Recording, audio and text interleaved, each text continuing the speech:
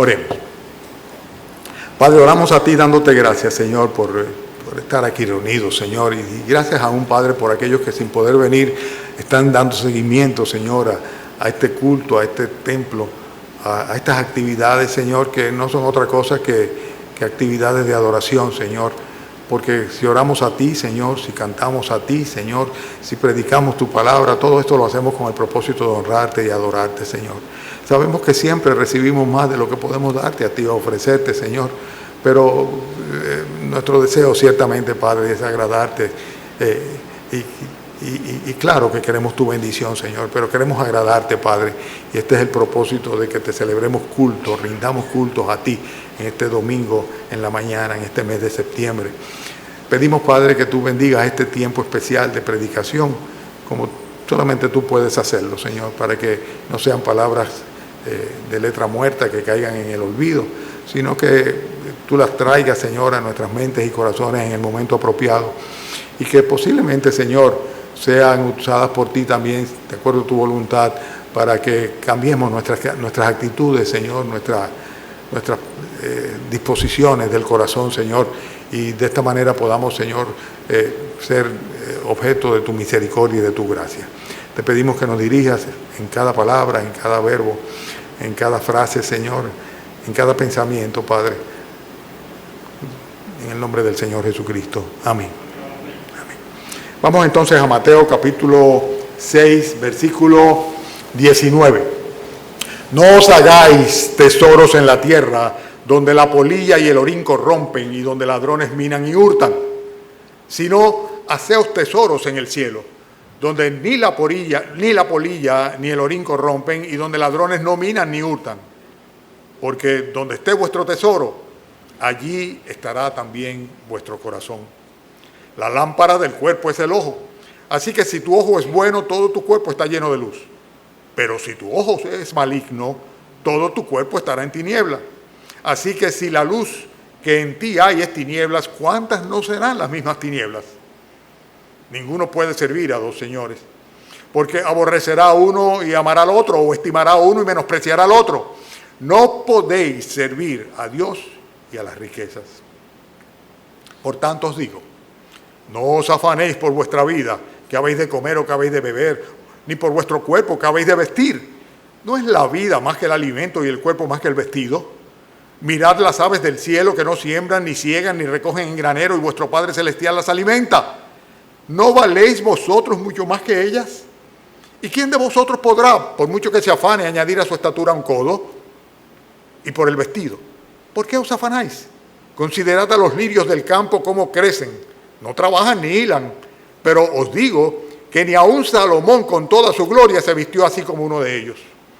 Y si la hierba del campo, que hoy es y mañana se echa al horno, Dios la viste así, ¿no hará mucho más con vosotros, hombres de poca fe? No os afanéis pues diciendo qué comeremos o qué beberemos o qué vestiremos, porque los gentiles buscan estas cosas. Pero vuestro Padre Celestial sabe que tenéis necesidad de todas estas cosas.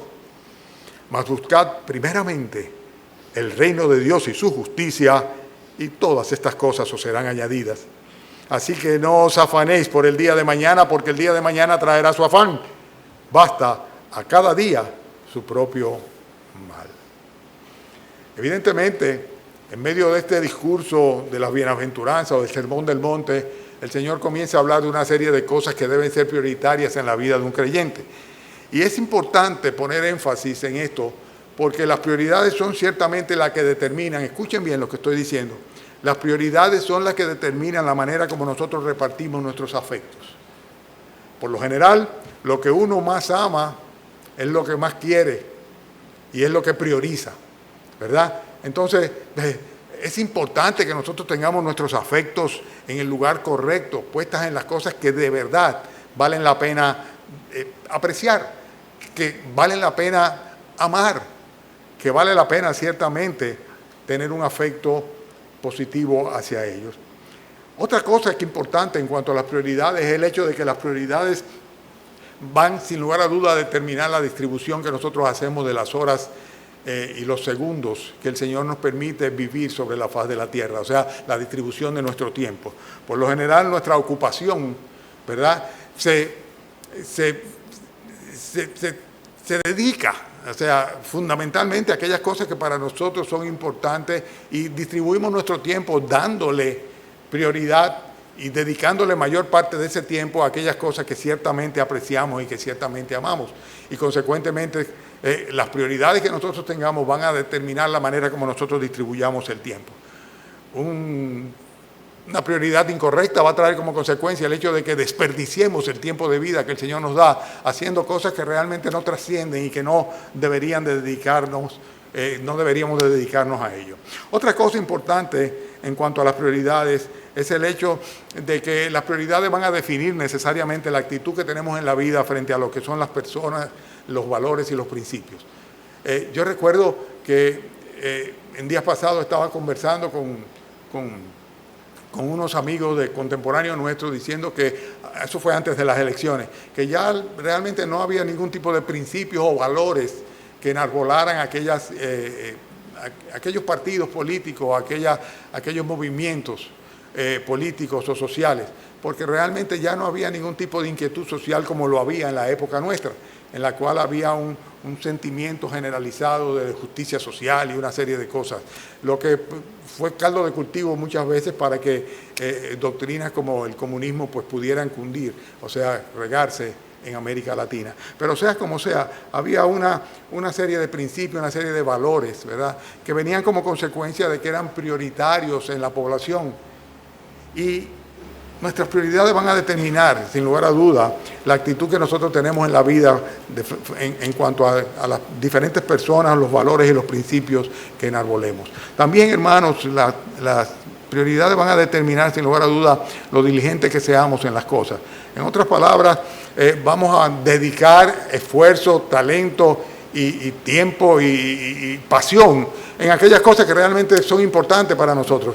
O sea, por eso tenemos que tener cuidado de priorizar lo que ciertamente sea importante y que sea importante para nosotros lo que debe ser importante. Y además de esto, también las prioridades van a hacer que nosotros definamos claramente el tipo de valoración que le damos a los diferentes asuntos, o sea, la importancia.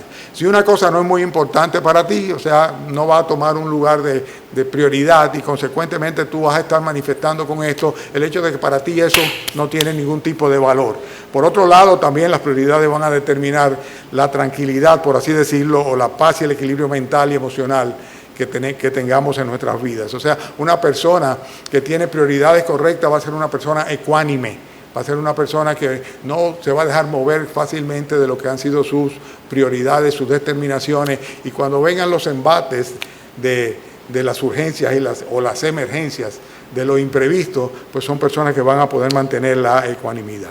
De eso es que vamos a hablar esta mañana, o sea, vamos a hablar de lo que el Señor está hablando acá, de una serie de cosas que deben ser prioritarias en la vida de cada creyente. Y hay 4 preguntas que debemos hacernos, y vamos a ir desarrollando el texto en la medida que nos vamos haciendo a nosotros mismos las siguientes preguntas. ¿Están conmigo? Arranco. La primera de las preguntas es, ¿cuál es el valor supremo de tu vida? O sea, ¿qué es la cosa más valiosa que hay para ti en tu vida? Versículo 19, no os hagáis tesoros en la tierra, donde la polilla y el orín corrompen y donde ladrones minan y hurtan, sino haceos tesoros en el cielo, donde ni la polilla ni el orín corrompen y donde ladrones no minan ni hurtan, porque donde esté vuestro tesoro, allí estará también vuestro corazón. La mayoría de las personas pues viven para acumular tesoros. Yo he conocido empresarios, personas muy ricas, ya de edades muy avanzadas, y todavía su rutina de vida y lo único que le produce satisfacción o felicidad es hacer buenos negocios, ganar dinero, cuando no van a poder ellos, ni siquiera sus descendientes, van a poder disfrutar o, por así decir, gastar todo lo que tienen. O sea, no necesitan absolutamente nada, pero sin embargo eso es lo que le produce satisfacción en su vida. Porque el valor supremo de la vida de ellos son sus posesiones. Y aquí el Señor está haciendo una advertencia sobre esta necedad. Vivir para acumular, para sumar propiedad a propiedad y dinero y cuentas, o sea, para acumular una fortuna es algo que es una necedad absolutamente de acuerdo a lo que el Señor Jesucristo está enseñando acá. Y lo primero que el Señor confirma aquí, o afirma aquí, es el hecho de que los tesoros terrenales son realmente algo que están expuestos a perderse en cualquier momento. O sea, por el contrario, a los valores celestiales, y es una confrontación entre dos tipos de valores que son inmutables, que son eternos, que son permanentes. Todo lo que nosotros acumulamos acá, dice la Biblia, sin nada hemos venido a este mundo y sin nada saldremos de él, ¿verdad? Pero el Señor de una manera muy específica está hablando acá de que los tesoros terrenales están supeditados a la acción de la polilla y del orín, o sea, a cosas que la destruyen absolutamente. Y yo he conocido también casos de muchas personas acomodadas, o sea, personas con mucho dinero, que han tenido grandes pérdidas, grandes catástrofes económicas, como consecuencia, por ejemplo, de bancos que quiebran, ¿no? Y con eso se llevan su fortuna o sus ahorros. O simplemente con situaciones como la que está en términos mundiales acaeciendo hoy día. Es el hecho de que grandes empresas y grandes fortunas de un momento a otro, pues a consecuencia de esta pandemia, pues están en un estado de absoluta quiebra. O sea, los tesoros terrenales siempre están expuestos a perderse. Y cuando tú dedicas tu vida a acumular y a tener y a querer más, pues sencillamente tú estás sembrando en un terreno que no es seguro, absolutamente, y que no necesariamente va a ser fértil y va a tener la productividad. Recuérdense de aquel hombre que dice, haré mis graneros más grandes. La Escritura nos habla sobre ello. Dice, y entonces reposaré. Entonces diré, alma, muchos bienes tienes guardados para ti. Así que repósate, bebe, regocíjate. Dice que esa misma noche el Señor le dijo, necio, hoy vienen a pedirte tu alma, ¿verdad? Y lo que has acumulado, ¿para quién será? Y Proverbios habla mucho sobre esto, sobre que el hecho de que no son, por así decirlo, certeros o firmes o confiables los bienes materiales. Otra cosa en cuanto a los tesoros terrenales es el hecho de que su rendimiento es muy efímero, o sea, muy temporal. No sucede así con los celestiales, que son eternos completamente. Por eso el versículo 20 dice, haceos tesoros en el cielo, donde ni la polilla ni el orín corrompen, ni ladrones minan y hurtan. O sea, en contraste grande, ¿verdad? Lo que tenemos allá en el reino de los cielos atesorado es algo que es permanente. O sea, no hay nada que pueda disminuirlo, reducirlo o destruirlo, hacerlo desaparecer. Los tesoros terrenales tienen el problema de que comprometen nuestra lealtad a Dios. Fíjense lo que dice el versículo 21, hermanos. Dice, porque donde esté vuestro tesoro, allí estará también vuestro corazón. Los tesoros terrenales comprometen nuestra lealtad al Señor. ¿Por qué? Porque sencillamente ocupan el lugar que le corresponde al Señor en nuestros corazones.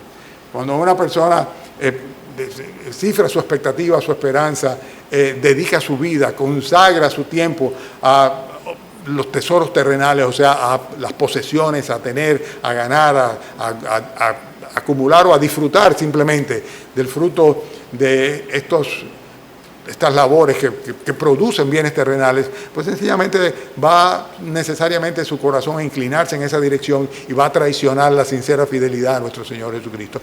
Y esto también penosamente lo hemos visto también.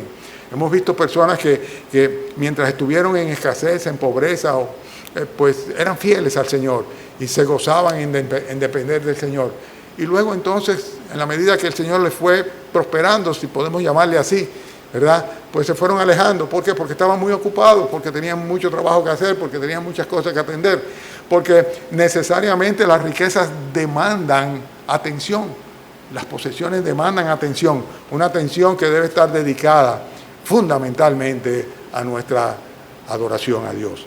Consecuentemente, hay que tener mucho cuidado, porque si tendemos a atesorar en bienes, en términos materiales o temporales, pues necesariamente vamos a dejar de atesorar en términos espirituales.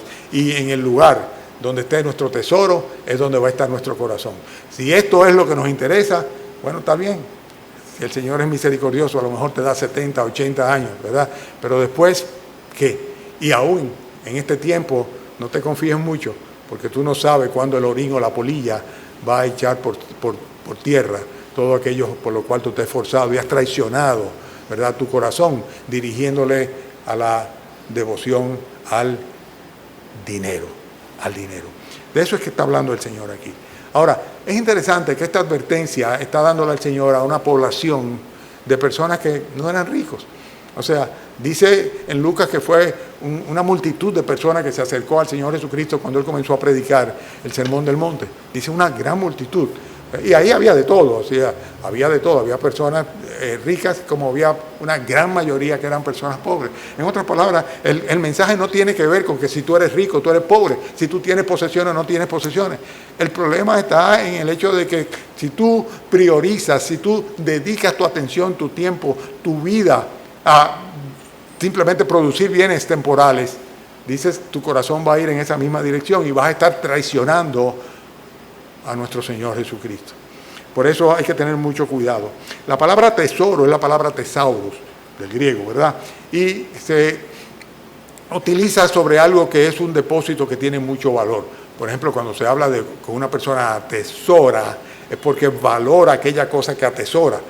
Y es de la palabra a la que se refiere aquí cuando dice, porque donde esté vuestro tesoro. Vuestro tesoro es aquella cosa que tú estimas lo más valioso en la vida. Que tú estimas más valioso en la vida. Y tú dirás, no, a mí no me interesa el dinero. Bueno, ¿a qué dedicas tu vida? ¿A qué dedicas tu tiempo? ¿Qué ocupa tu mente? ¿Hacia dónde diriges tu pensamiento la mayor parte del tiempo? No tiene nada que ver con tu productividad. No tiene nada que ver con tus posesiones. No tiene nada que ver tu trabajo y tu afán con el hecho de acumular, obtener o ganar, o poder gastar o cubrir. Hay que tener mucho cuidado porque tendemos a engañarnos. Y podemos engañar nuestro corazón, pero no podemos engañar el corazón de Dios, ¿verdad?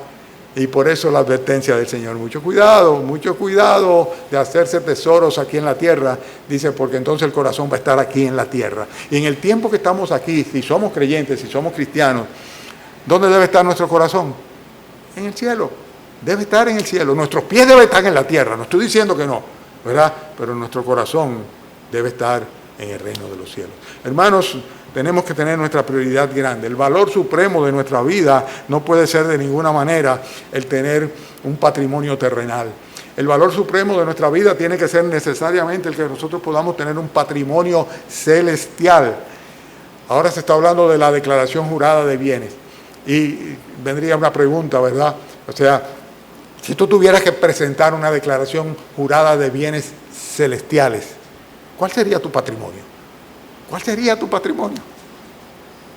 ¿Te has puesto a pensar en eso? ¿Te has puesto a pensar si ciertamente Jesucristo tiene en resguardo tu corazón porque le pertenece a Él absolutamente y tú has depositado tu alma, tu vida, todo tu ser en sus manos? Porque si está en sus manos, está seguro, en buen recaudo. Ahí no hay polilla ni orín que se pueda meter de por medio. Pero ¿cuál es tu patrimonio? O sea, cuando dice el Señor, haceos tesoros en los cielos, es porque se puede, porque es lo que debemos hacer. De hecho, es imperativo, está diciéndolo, no está preguntando. No es si ustedes quieren. ¿Cuál sería el patrimonio que tú declararas delante del Señor con sinceridad entre tú y Él? O sea, no tenemos que llevarlo a ninguna cámara de cuenta. El patrimonio celestial que tú presentarías delante del Señor. Estamos hablando de prioridades. ¿Me siguen? ¿Están conmigo? ¿Sí? Hay que reflexionar sobre eso. En el año 1979, con 28 años de edad, 28 por ahí, sí.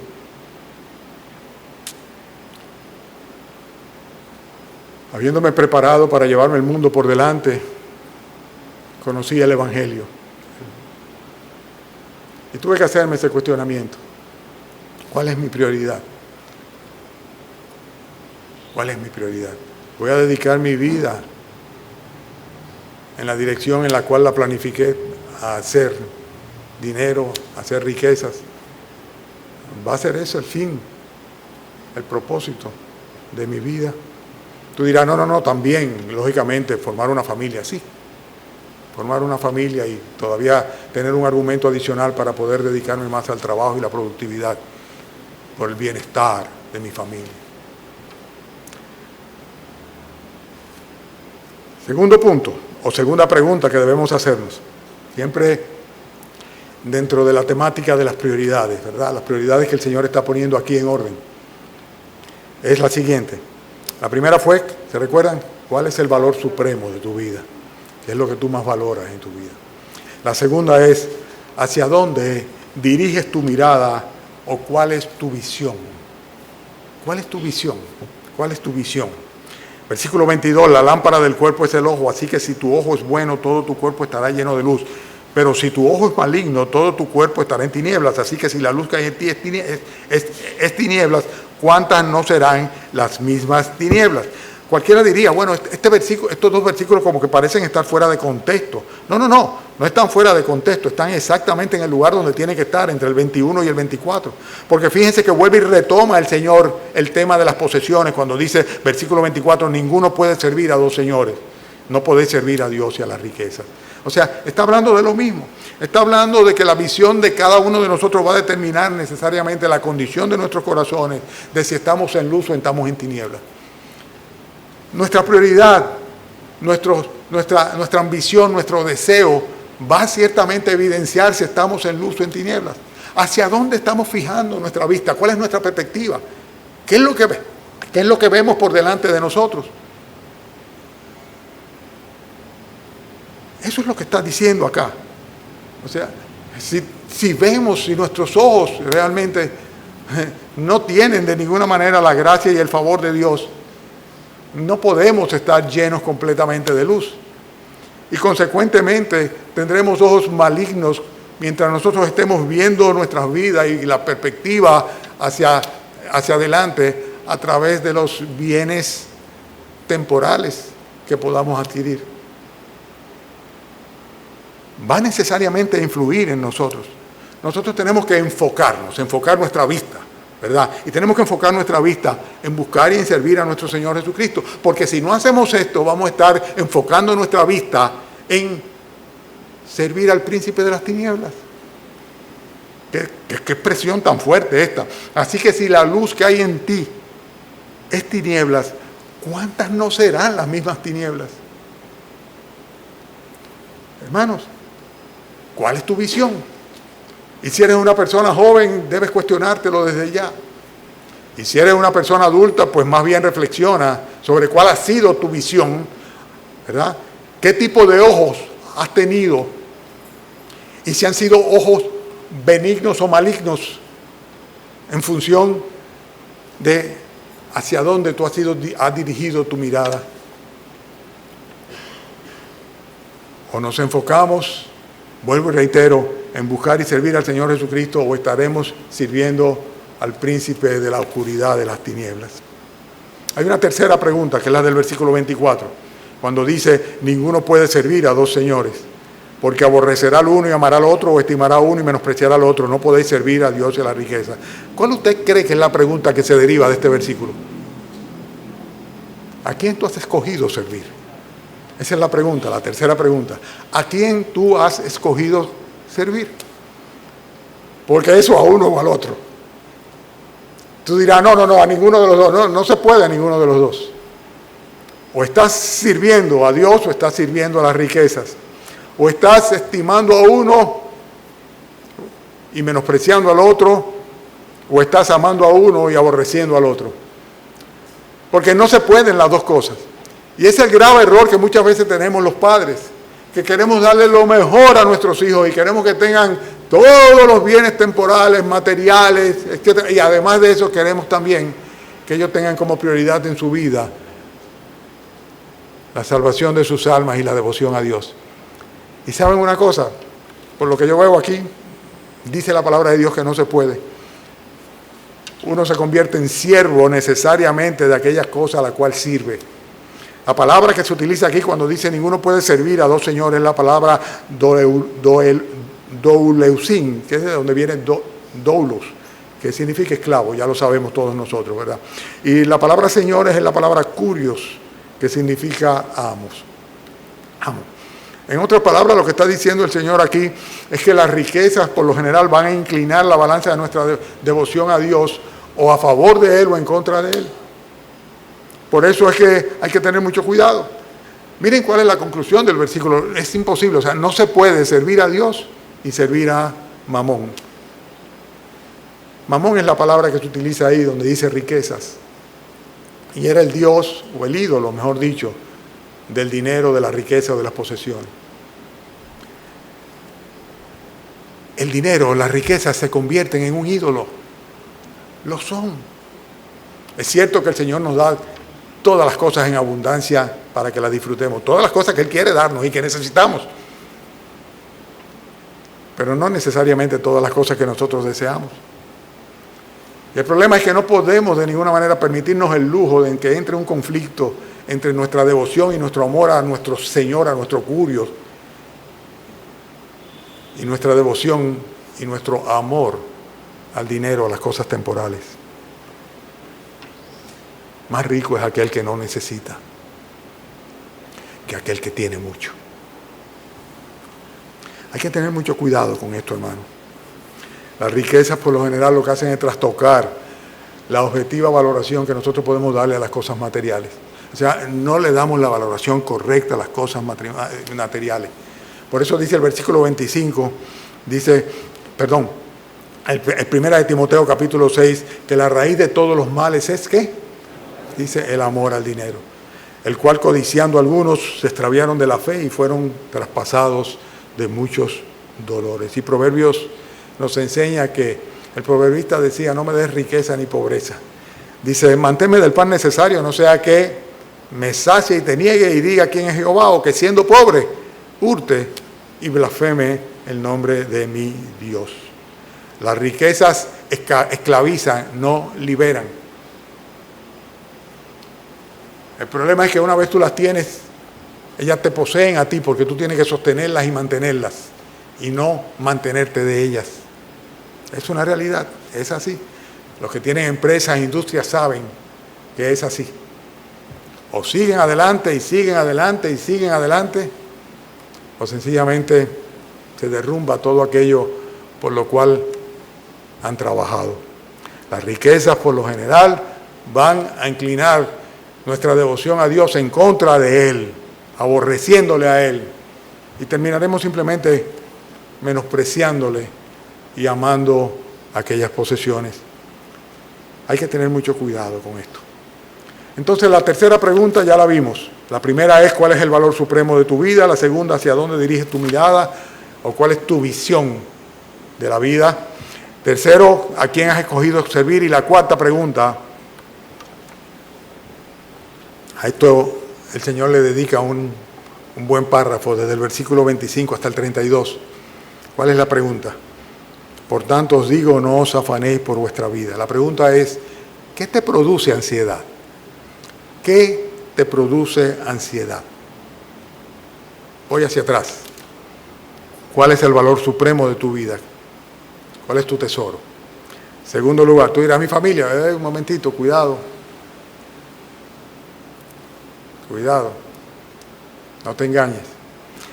La segunda pregunta, ¿cuál es tu visión? La tercera pregunta, ¿has tomado una decisión? Necesariamente la has tomado. Por tus hechos, por tus obras, por tu fruto, eres conocido. ¿A quién tú has escogido servir? Y la cuarta es, ¿qué te produce ansiedad? Por tanto os digo, no os afanéis por vuestra vida, que habéis de comer o que habéis de beber, ni por vuestro cuerpo que habéis de vestir. No es la vida más que el alimento y el cuerpo más que el vestido. Mirad las aves del cielo que no siembran, ni ciegan, ni recogen en granero, etcétera, etcétera, etcétera. Y la primera cosa es el hecho de que hay dos palabras en el griego que comunican esta idea de la ansiedad. Una de ellas se traduce como turbarse. Es como cuando una persona es sacudida o agitada, como tú coges un árbol y le haces así y lo sacude y entonces comienza a caer las hojas y el fruto de ese árbol. Y la segunda palabra que se utiliza en el griego es la de división o ser partido, ser trozado, ¿verdad?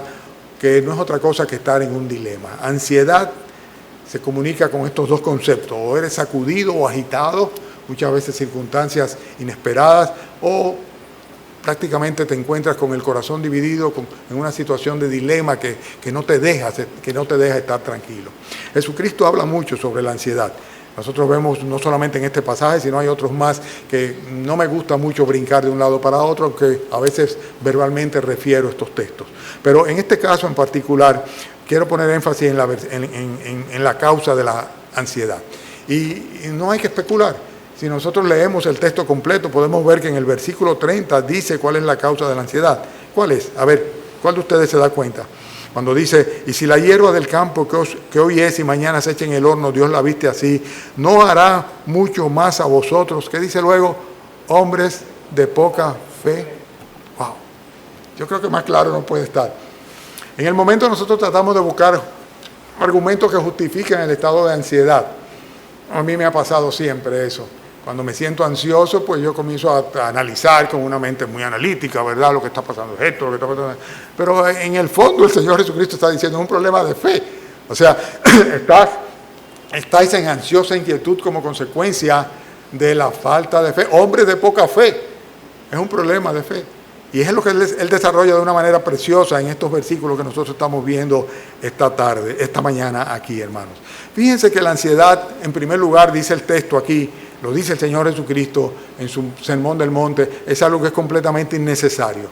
Y lo ilustra de una manera clara cuando en el versículo 26 dice, mirad las aves del cielo, no siembran ni ciegan, ni recogen en granero, y vuestro Padre Celestial las alimenta. Y el final del versículo es lo interesante, cuando dice, ¿no valéis vosotros mucho más que ellas? Y en el versículo 30 también dice, si la hierba del campo que hoy es y mañana se echa en el horno, Dios la viste así, no hará mucho más a vosotros, hombres de poca fe. Una vez y otra vez, la misma idea está clara. O sea, la ansiedad no es necesaria, es innecesaria. De hecho, es contraproducente. Hace daño, perjudica en todos los términos, en términos mentales, en términos orgánicos, ¿verdad? Y en términos espirituales ni hablar. Y en el fondo, en el trasfondo de todo, es un problema de fe, según lo que dice el Señor Jesucristo aquí. Le sucede a los hombres de poca fe. Le sucede a los hombres de poca fe que no tienen presente o no creen que ellos son mucho más valiosas que las aves del cielo y que los lirios del campo. Se le sucede a los hombres de poca fe que no piensan en el hecho de que tienen realmente alguien que está cuidando de ellos. En primer lugar, la ansiedad, hermanos, no es necesaria. No resuelve nada, no conviene y es perjudicial. En segundo lugar, no produce fruto, es infructífera. Fíjense cómo dice el versículo 27. Versículo 27 dice, ¿y quién de vosotros podrá, por mucho que se afane, añadir a su estatura un codo? En otras palabras, la ansiedad solamente acorta la vida, pero no te va a hacer crecer. O sea, un codo son 45 centímetros, nadie va a poder lograr de ninguna manera, por mucho que se afane, extender su estatura. ¿De qué depende? Del Señor. Y de lo que está hablando es que tenemos que tener una dependencia del Señor tal mediante la cual nosotros podamos descansar en Él y aceptar sus resoluciones en cuanto a nosotros. De eso es que está hablando. Pero no solamente eso, sino que también habla de cómo la ansiedad es algo que en cierta forma podríamos decir, sin mucho temor a equivocarnos, que es indecoroso en el creyente. Yo me avergüenzo de cada vez que yo por falta de fe, caído en situación de ansiedad, porque pienso en el tropiezo que puedo haber sido a otras personas que dirían, pero si este es el pastor, si este es el que tiene un hombre de fe, ¿verdad? Pero si realmente consideramos lo que el Señor está diciendo acá, en primer lugar, no sirve de nada, ¿verdad?, afanarse. Aparte de eso, no tiene ningún tipo de fruto. Pero además de esto, es algo que es indecoroso, o sea, no adorna la figura del verdadero creyente. ¿Cómo podemos decir esto? ¿Por qué decimos esto? Versículo 32. Dice, desde el 31, dice, no os afanéis diciendo qué comeremos, qué beberemos, qué vestiremos. Y dice luego en el 32, ¿por qué? Dice, porque los gentiles, o sea, los que no son creyentes, los que no son creyentes son así. Los gentiles buscan estas cosas, ¿verdad? Pero no es el caso de nosotros. Nosotros no somos gentiles, nosotros somos la familia de Dios, la iglesia del Señor Jesucristo, la redimida y la rescatada por su sangre.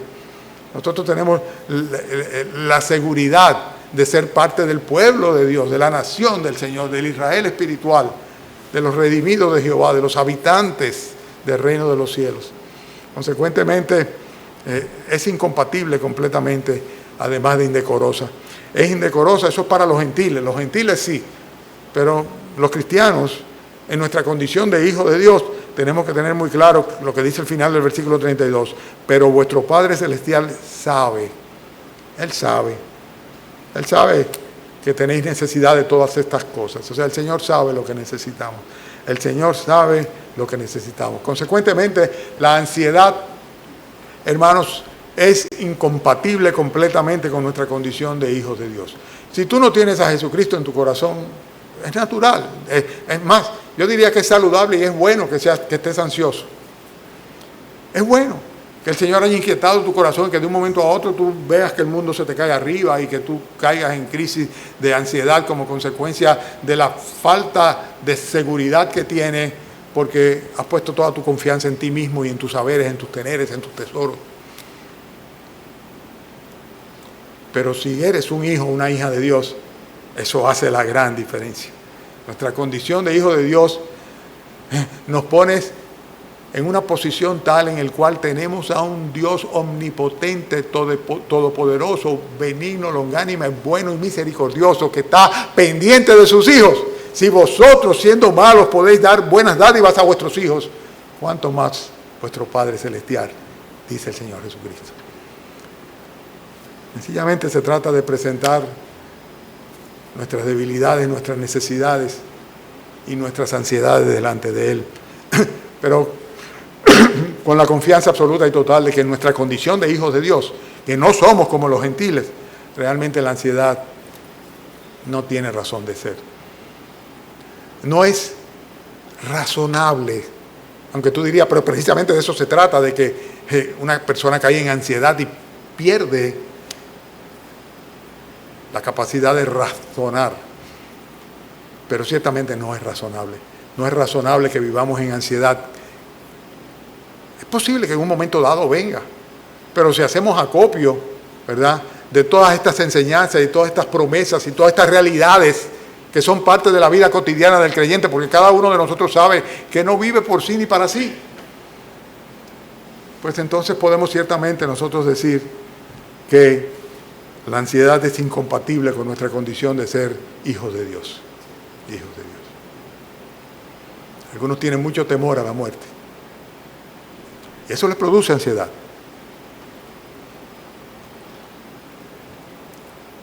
Pero qué bendición saber que nuestros días están contados por aquel que nos dio la vida. Y que ni un cabello de nuestra cabeza va a caer en la tierra sin su decisión soberana. Y que además de todo ello, cuando Él finalmente nos llame a su presencia, es a su presencia que vamos a recibir todas y cada una de las promesas hechas para los que le aman. Hermanos, la ansiedad es innecesaria, no es fructífera, no se llega a ningún lado por ahí. No adorna el carácter del creyente, es indecorosa completamente, es incompatible con nuestra realidad de ser hijos de Dios y además de esto es completamente inoportuna. Y es lo que dice el versículo 34. El versículo 34 dice, ¿qué es lo que dice? Así que no os afanéis por el día de mañana, porque el día de mañana traerá su afán. Baste a cada día su propio mal. O sea, mañana van a venir problemas, van a volver, ¿verdad? Entonces estamos simplemente antes de tiempo preocupándonos, ansiosos, inquietos, infelices, sufriendo y muchas veces nuestra propia naturaleza, nuestro propio organismo llega un momento en el cual se deteriora como consecuencia de la ansiedad. Es lo que le llaman estrés hoy día, ¿verdad? Estrés. Vamos a concluir, hermanos, este mensaje sobre prioridades. Versículo 33 enseña el por qué el título del mensaje es prioridades. ¿Qué dice? Después de todo aquello dice, más, primeramente, ¿qué cosa? Buscad, díganlo conmigo en voz alta, más buscad primeramente el reino de Dios y su justicia. ¿Y qué dice? Y todas estas cosas, los versículos anteriores, os serán añadidas. El cristiano tiene que trabajar y debe trabajar y hacer planes para el futuro. Pero debe recordar y reconocer siempre que Dios es el dueño del futuro. Nuestro futuro está en las manos del Señor. ¿Ok? Entonces no es que no trabajemos, no es que no hagamos planes, no es que no nos esforcemos en prosperar. Al contrario, la Biblia nos enseña a hacer con nuestras manos lo que es bueno para tener inclusive que compartir con aquellos que tienen necesidad. Hay que fajarse, hay que echar para adelante, hay que prepararse, hay que trabajar, hay que esforzarse. Pero de ninguna manera podemos tener esto como, por así decirlo, misión o propósito en la vida. Y saber que lo nuestro no es nuestro, es del Señor. Él es que nos los da. Él es que nos da, como dice la Escritura, todas las cosas en abundancia. Y que nosotros podemos disfrutarlas, ciertamente, pero Él es que nos da las cosas en abundancia. En primer lugar, quiero enfatizar esto. O sea, el futuro es del Señor. La segunda cosa es el hecho de que tenemos que invertir nuestra vida primeramente en buscar el reino de Dios y su justicia. Si no tienes a Jesucristo en tu corazón, si tú no estás seguro de que si cierras hoy los ojos, te vas a encontrar delante del Señor en su reino, en su gloria. Si no tienes la certeza del perdón de tus pecados, porque sencillamente la justicia de Dios no ha caído sobre ti, no ha llegado a ti, porque aquella que se cumplió en la cruz, al morir Jesucristo, no te ha beneficiado porque por la fe se recibe como una gracia y un favor de Dios. Entonces ciertamente tú tienes mucha razón para estar ansioso. Pero por el contrario, si tú tienes un lugar en el reino de los cielos, si tú has sido salvo, si has sido justificado por Dios delante de Él mismo, a través de nuestro Señor Jesucristo, entonces no hay necesidad de que vivas una vida en ansiedad. Debes buscar con pasión, con decisión, con celo y de todo corazón el reino de Dios y su justicia. Entonces el resto el Señor se ocupará de proveerlo, de añadirlo, porque Él sabe cuáles necesidades nosotros tenemos. Esa es la promesa del Rey. Quiero poner énfasis en algo. El Señor no nos promete darnos todas las cosas, ni tampoco promete en este texto dar todas las cosas que deseemos. No. Cuando habla de todas las cosas, se refiere claramente a lo que Filipenses capítulo 4, versículo 19 dice, cuando Pablo dice, mi Dios pues suplirá todo lo que os falte conforme a sus riquezas en gloria en Cristo Jesús. Y tal vez la mayor carencia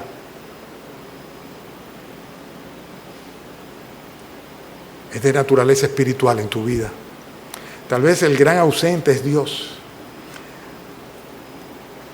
Tal vez no tienes nada atesorado en el reino de los cielos, ni siquiera la garantía de aquel que comienza una buena obra y que la garantiza, la guarda hasta el día que estemos en su presencia.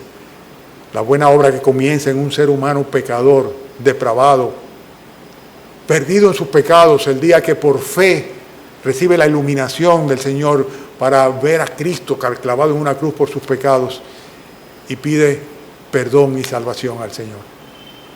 Y esto es precisamente el regalo más grande que podemos tener y el punto de partida para poner nuestra vida en orden y poner primeramente, priorizar el reino de Dios y su justicia. Después el resto será añadido. Hermanos, ocúpate de las cosas de Dios, que Dios se va a ocupar de las cosas tuyas.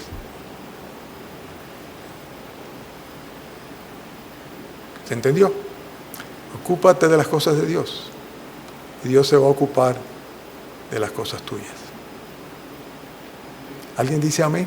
Amén. Se salvaron de que siga hablando. Oremos.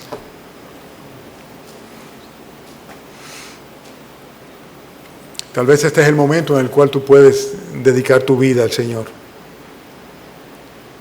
Reconocer delante del Señor que tu enfoque, tu visión, tu ojo no ha estado dirigido por Él, no ha estado lleno de luz.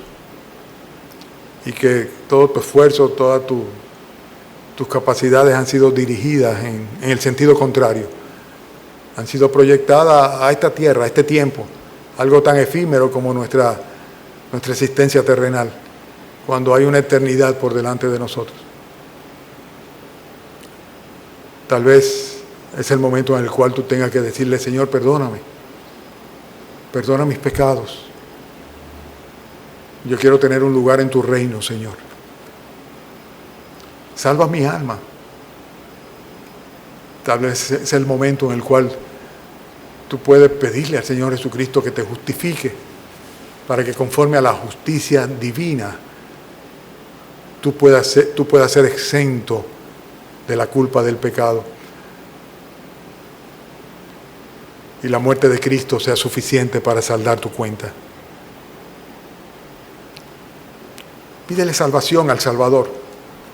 Pídele a Jesucristo que venga a tu vida, que transforme tu ser, que entre en tu corazón, que ocupe el lugar que le corresponde. Pídeselo. Donde quiera que estés, hazlo ahora, ya. Él conoce tu vida, Él conoce tu derrotero, Él conoce tus prioridades, Él conoce tus tesoros terrenales.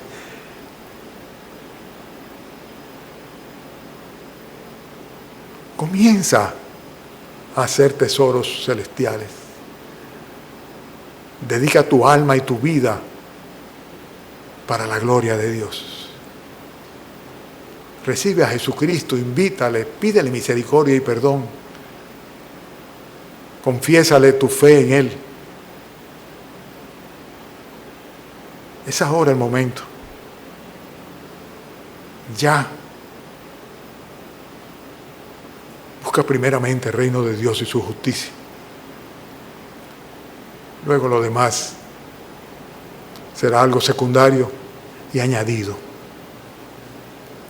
por el propio Dios. Consagra tu vida al Señor, dedica tu alma, tu vida, tus acciones, tu tiempo, cada respiro, a aquel que te dio la vida y que la sostiene. Gracias, Padre, por este pasaje que una vez y otra vez más nos amonesta, pero también nos exhorta y nos anima, Señor. Gracias, Padre.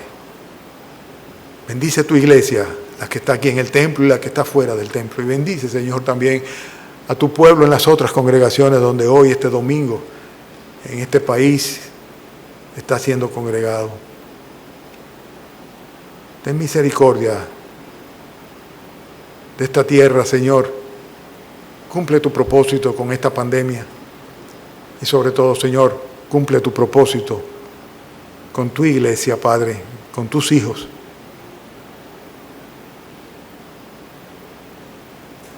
Y bendícenos, Señor. Te lo pedimos en el nombre de tu Hijo, aquel que está puesto sobre todos los cielos y la tierra, en quien está toda autoridad, todo dominio y todo poder. Cristo Jesús. Amén.